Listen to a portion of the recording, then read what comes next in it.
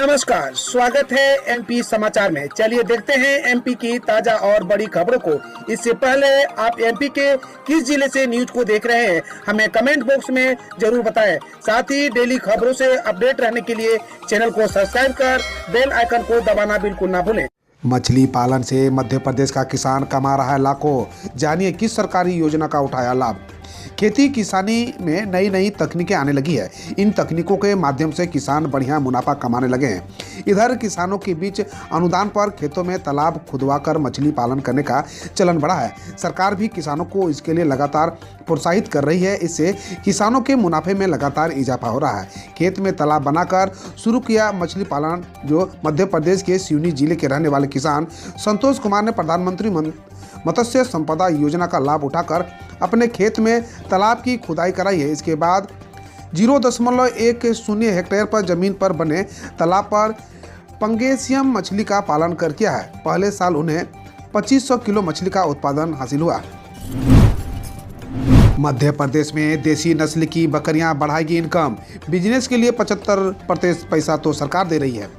बकरियों को गरीब की गाय भी कहते हैं। जो लोग गाय भैंस जैसे बड़े दुधारू पशु पालने में सक्षम नहीं है, वो बकरी पालन करके अपनी आजीविका चला रहे हैं। बाजार में बकरियों के दूध और मीट की काफ़ी डिमांड रहती है। इसके दूध में कई पोषक तत्व और औषधीय गुण भी होते हैं। सर्दियों के समय बुखार, ताप, सर्दी, जुकाम और डेंगू बीमारी होने पर बकरी के दूध का सेवन करने की सलाह दी जाती है।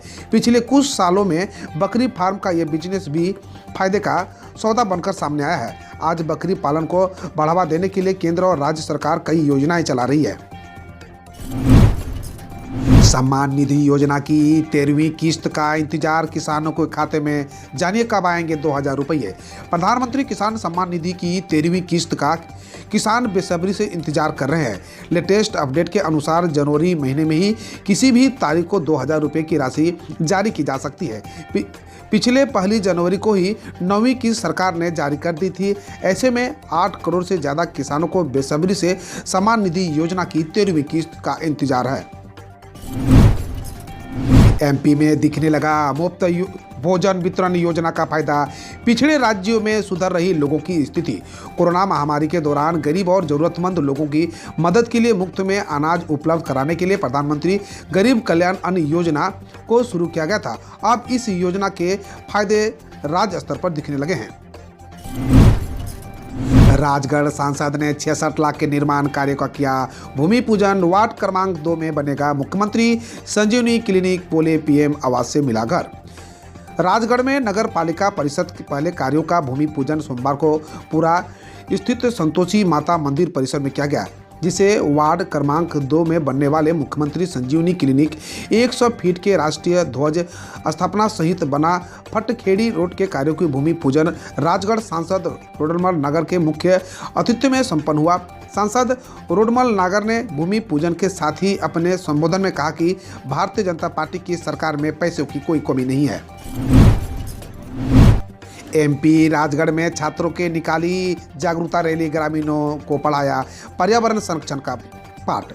मध्य प्रदेश के राजगढ़ के शासकीय हाई स्कूल सेनखेड़ा कला में ग्रामीणों को पर्यावरण के प्रति जागरूक करने के लिए विशेष अभियान चलाया गया। ग्रामीणों के बीच छात्रों के द्वारा जल जीवन मिशन के अंतर्गत जल बचाव का संदेश देने के लिए रैली निकाली गई है। इसमें लोगों को पानी के सदुपयोग के तरीके बताए गए हैं। साथ ही नल जल योजना के अंतर्गत उपयोग का पानी भरने के बाद नल को बंद करने की अपील की गई। छात्रों और शिक्षकों के द्वारा नशा मुक्ति शपथ एवं साक्षरता जागरूकता, ऊर्जा बचत, यातायात नियम, हेलमेट के उपयोग के बारे में भी बताया गया। नर्सिंग कॉलेज मामले में नया मोड़। हाईकोर्ट ने 35 संदिग्ध कॉलेज की जांच सीबीआई को सौंपी। मध्य प्रदेश के ग्वालियर संभाग के नर्सिंग कॉलेजों के फर्जीवाड़े को लेकर हाईकोर्ट की ग्वालियर बेंच ने सोमवार को बड़ा आदेश दे दिया। इसके मुताबिक ग्वालियर चंबल में मौजूद 35 नर्सिंग कॉलेज की जांच सीबीआई करेगी। 16 जनवरी को स्टेट्स के रिपोर्ट पेश करने की भी कहा गया है। सीएम शिवराज ने मोदी की तुलना विवेकानंद से की, बोले पीएम भारत को विश्वगुरु बनाने की राह पर। मुख्यमंत्री शिवराज सिंह चौहान ने इंदौर में प्रवासी भारतीय दिवस सम्मेलन के दौरान प्रधानमंत्री नरेंद्र मोदी की तुलना स्वामी विवेकानंद से कर दी। उन्होंने कहा कि एक नरेंद्र वो थे जिन्होंने कहा था कि भारत माता विश्वगुरु का पद हासिल करेगी, एक नरेंद्र यह है जिनके नेतृत्व में उनकी बात साकार हो रही है। पुलिस ट्रेनिंग सेंटर में आएंगे 26 नए उच्च नस्ल के डॉग पपी।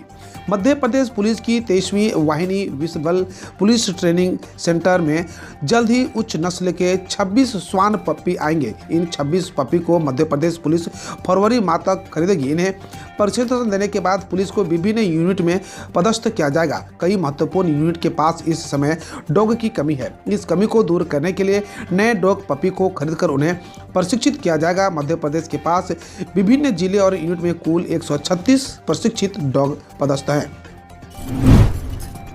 मध्य प्रदेश के इस सरकारी स्कूल के सामने जलती है चिताएं। डर के चलते शाला जाने से कतराते हैं बच्चे।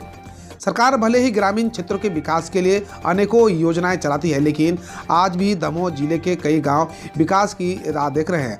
आलम यह है कि दमोह के एक गांव में चिताएं जलाने शमशान घाट तक नहीं, सरकारी स्कूल के परिसर में लोगों का अंतिम संस्कार किया जा रहा है।